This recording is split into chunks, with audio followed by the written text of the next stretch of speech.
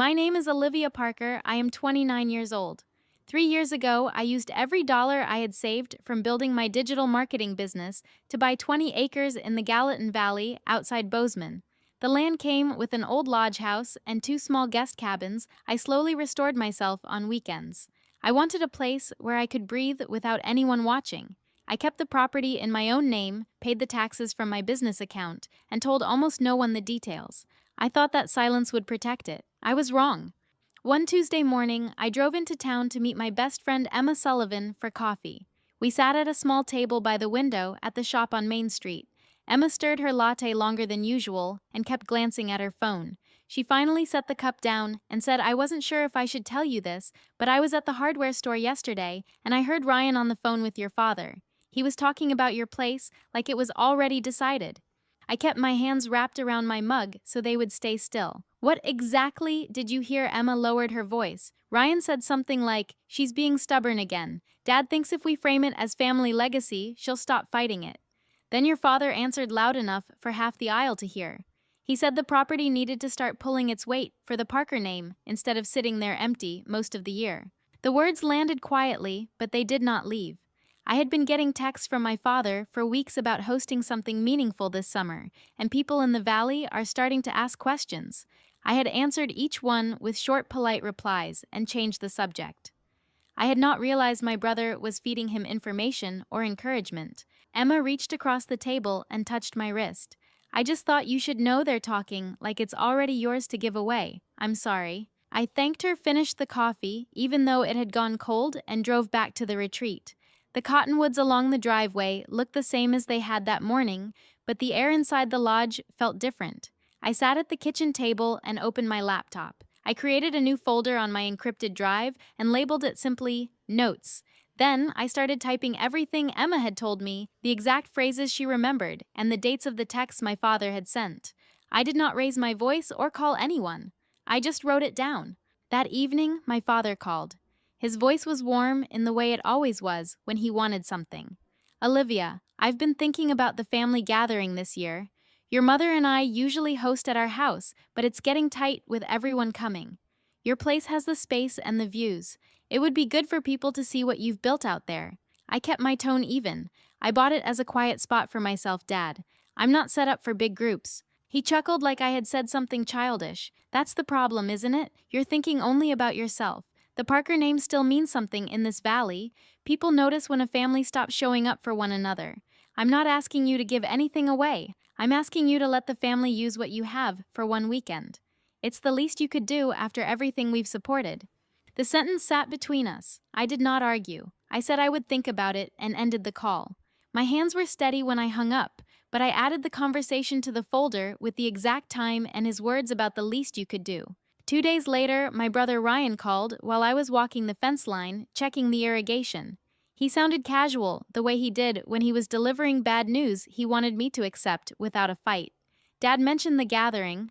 I think it would be easier on everyone if we just did it at your place this year. You've got the room. Plus, it might quiet some of the talk around town about you keeping to yourself so much." I stopped walking. "What talk?" Ryan hesitated, then pushed forward. "You know how small Bozeman is. People see the property sitting there and wonder why you're not sharing it with family. Dad's just trying to get ahead of it before it turns into something ugly. If we host something nice, everyone sees we're still a unit." I asked him directly if he and my father had been discussing this without me. He laughed once short and tight. "We talk, Olivia. That's what families do. Don't make it into a conspiracy." While he was still speaking, I heard a faint click, and then a voice I recognized immediately, even through the phone speaker. It was my father's voice, recorded low and deliberate. The message must have been playing from Ryan's other line or from a voice memo he had open. "She'll come around if we keep the pressure steady. Remind her the family name matters more than her little hobby project. If she fights it, we'll make sure the right people hear she's the one being difficult." The recording stopped as suddenly as it had started. Ryan's voice came back, rushed. "That was nothing.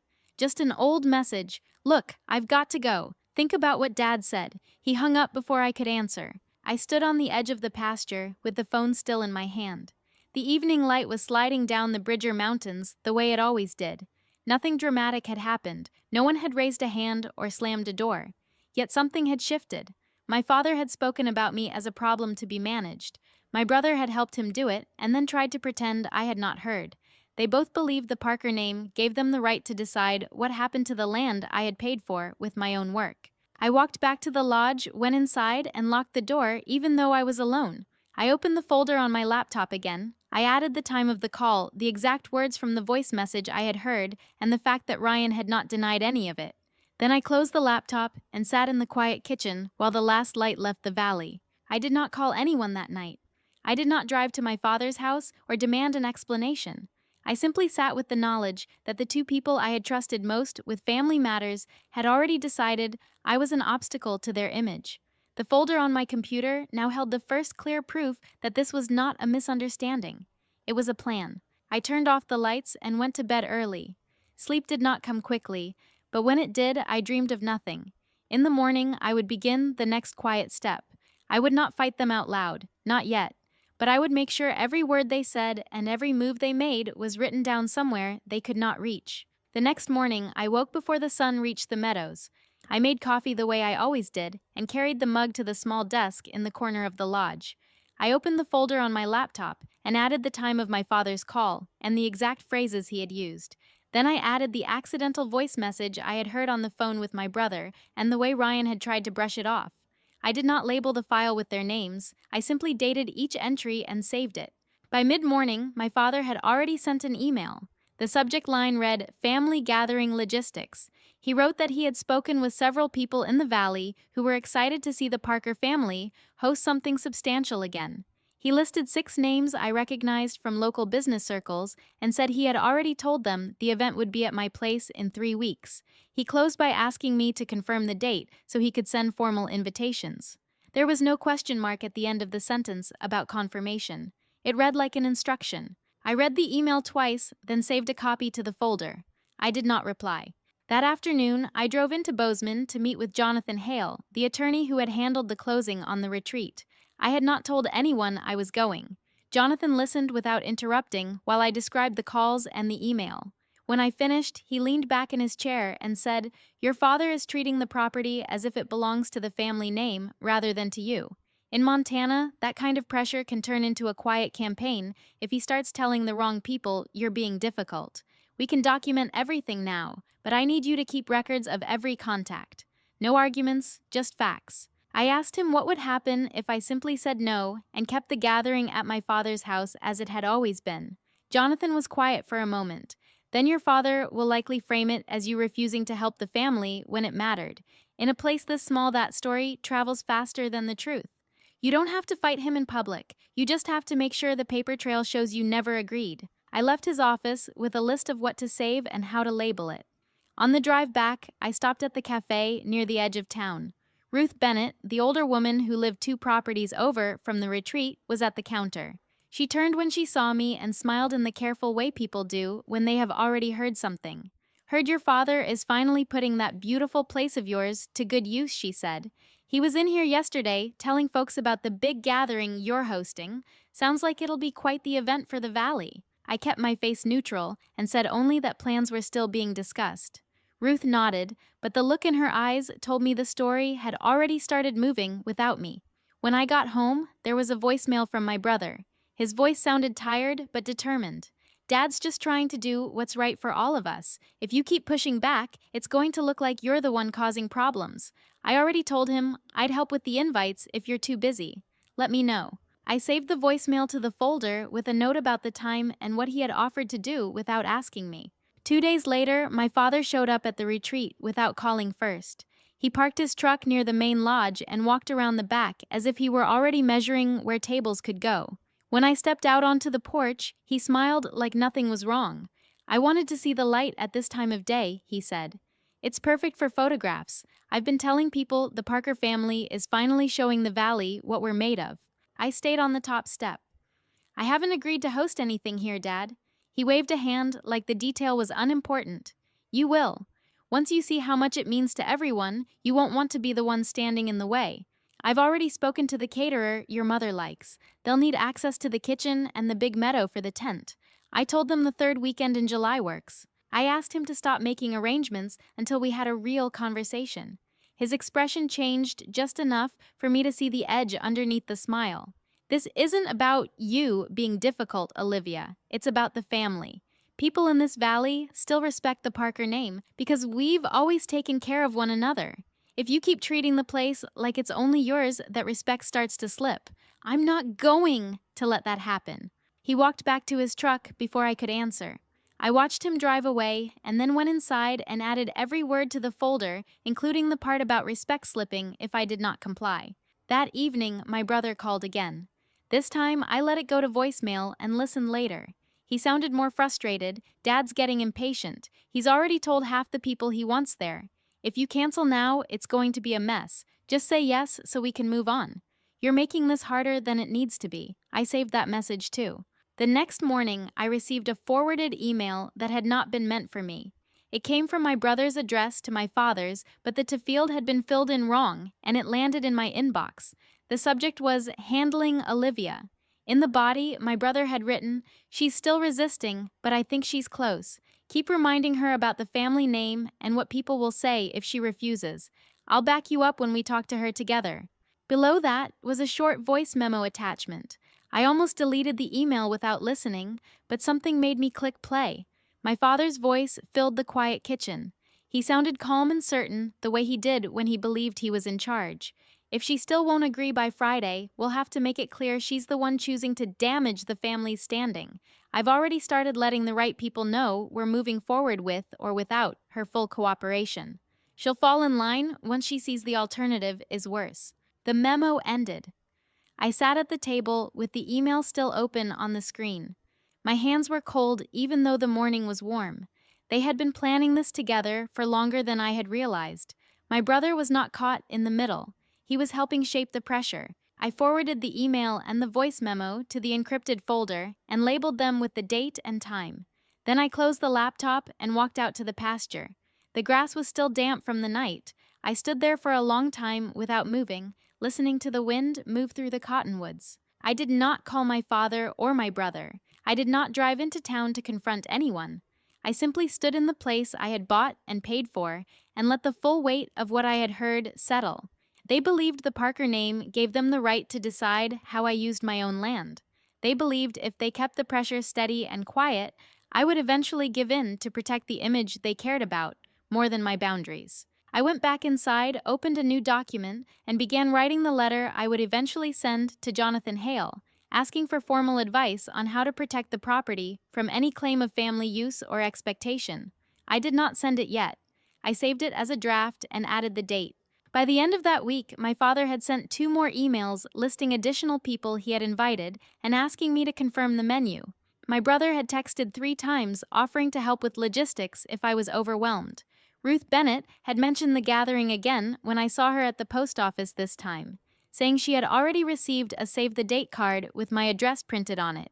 I kept every message. I kept every record. I did not raise my voice or make a scene.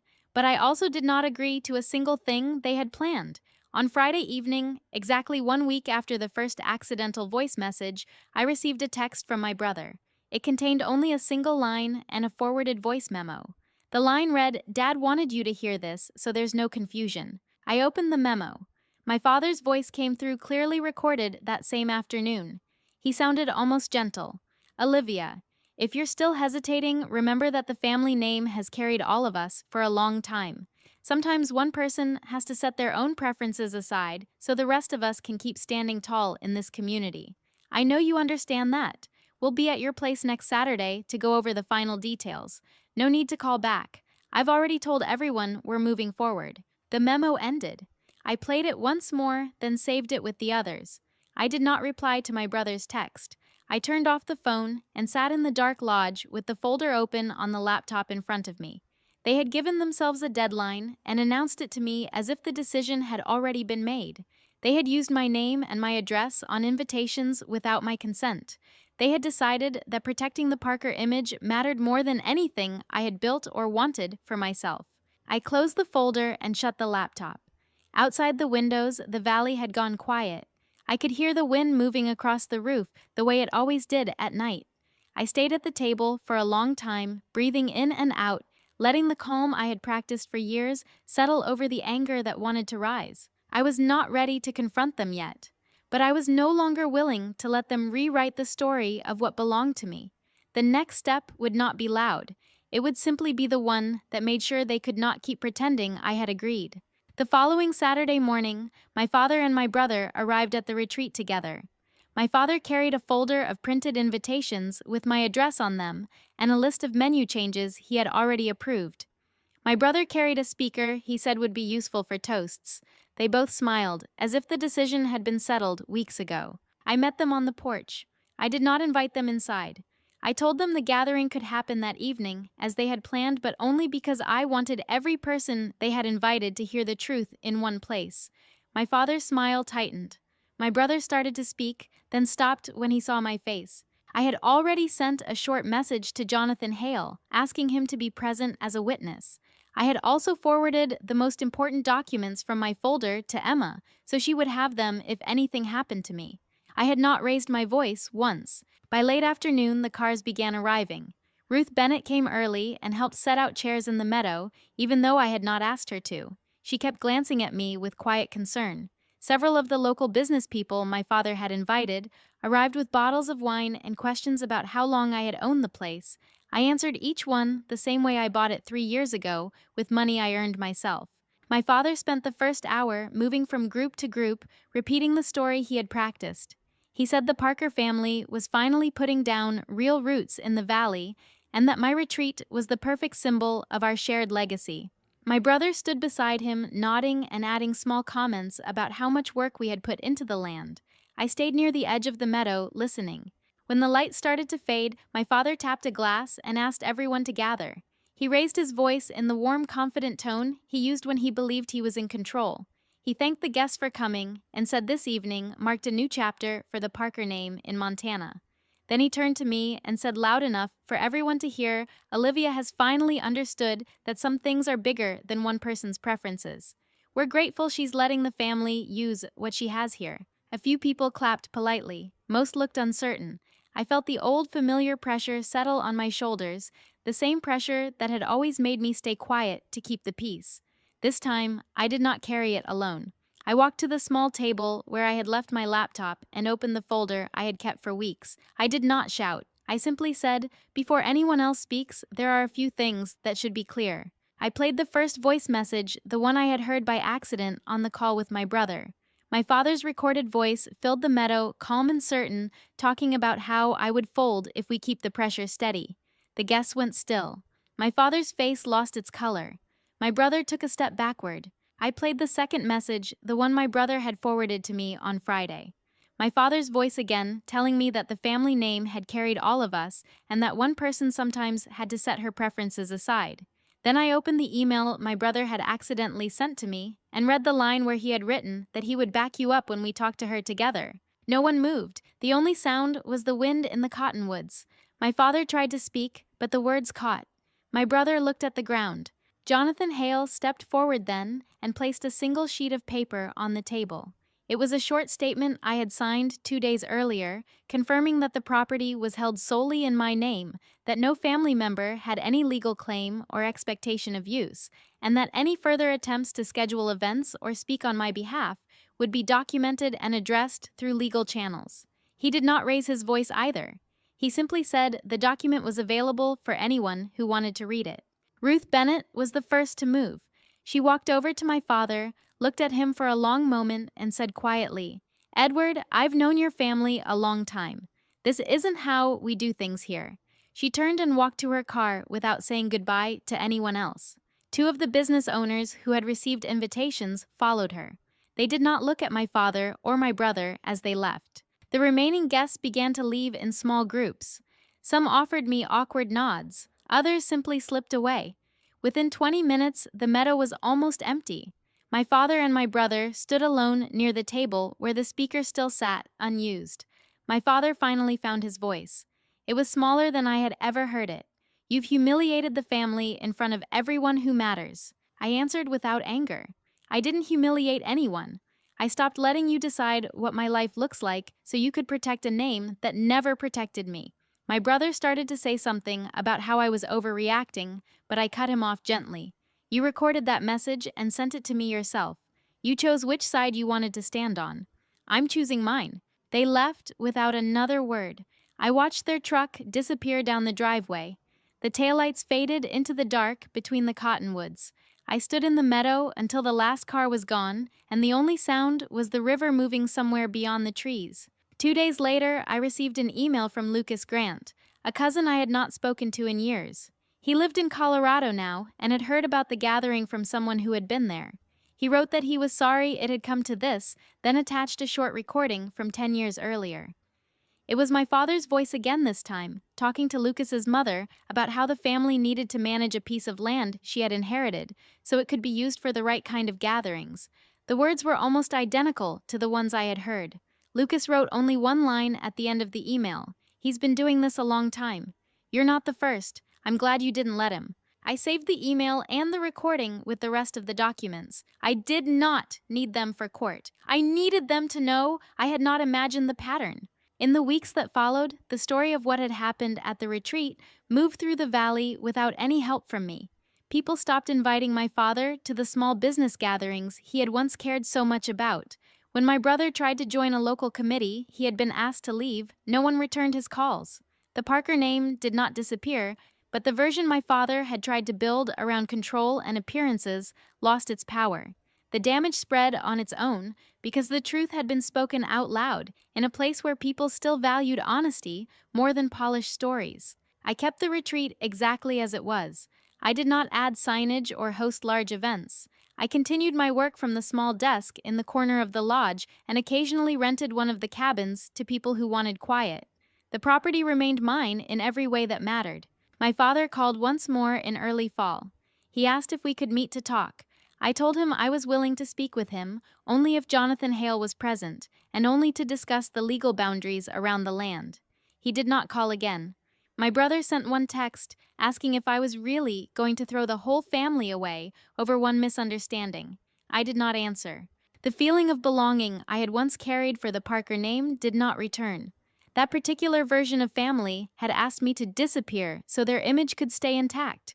I had chosen to stay visible instead. The loss was real, but it was not the same as defeat. I slept through the night now. I made decisions about my own land without checking anyone else's opinion first. The quiet I had wanted when I bought the place finally belonged to me without conditions. I still see Emma for coffee most weeks. Sometimes Ruth Bennett stops by with fresh bread and stays to talk about the weather and the river levels. Jonathan Hale sends a short email every few months asking if anything has changed. Nothing has. The folder on my laptop has not grown since that Saturday in the meadow. I am 30 years old now. The retreat is still here, still mine, still quiet when I need it to be. My father and my brother live their lives a few miles away, but the distance between us is no longer measured in miles. It is measured in the choice I made to stop carrying their image for them. If you have ever been asked to shrink so someone else's story could look bigger, you already know how heavy that request becomes. I learned that saying no calmly and with records does not make you the difficult one. It simply makes you the one who is no longer willing to disappear. Thank you for listening to my story. The truth does not always arrive with drama. Sometimes it arrives as a voice message played by mistake or an email sent to the wrong person or a neighbor who decides she has heard enough. When it arrives, the only question that matters is whether you will let it stay buried or whether you will let it set you free. If this story stayed with you, comment "me too" if you've lived something like it. You are not alone, and you do not have to keep carrying what was never yours to hold.